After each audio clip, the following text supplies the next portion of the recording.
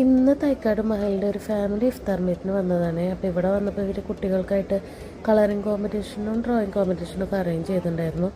അപ്പോൾ ആദ്യം എൻ്റെ മോന് കളർ കൊടുക്കാനുണ്ടപ്പോൾ ഞാൻ വിചാരിച്ചു നീറ്റായിട്ടുണ്ടായിരുന്നു. പിന്നെ വന്ന് നോക്കിയപ്പോഴാണ് കാണുന്നത് കളർ ഇത് പള്ളീനൊക്കെ പൊളിച്ചിട്ടേക്കണു. അതൊക്കെ കഴിഞ്ഞ് പിന്നെ ഇതൊക്കെ ഇവർക്ക് ഗിഫ്റ്റ് കൊടുക്കാനായിട്ട് ഇവർ അറേഞ്ച് ചെയ്തിട്ടുണ്ടായിരുന്നതാണ്. നൗഷാദ് ബാക്കഫിയാണ് ഗസ്റ്റായിട്ട് വന്നിട്ടുണ്ടായിരുന്നത്. കുറച്ച് ദിക്കറും സലാത്തൊക്കെ കഴിഞ്ഞിട്ട് പിന്നെ ഞങ്ങൾ നോമ്പ് തുറക്കാൻ വേണ്ടിയിട്ടായിരുന്നു. ഫ്രൂട്ട്സും സ്നാക്സും വെള്ളവും ഡേറ്റ്സും അങ്ങനെയൊക്കെ ഞങ്ങൾ നോമ്പ് തുറന്നു. പിന്നെ നിസ്കരിക്കാൻ പോയി. പിന്നെ കുട്ടികളുടെ ചെറിയ പ്രോഗ്രാംസൊക്കെ ഉണ്ടായിരുന്നു. അത് കഴിഞ്ഞിട്ട് പിന്നെ മെയിനായിട്ട് ഭക്ഷണം കഴിക്കാൻ പോയി.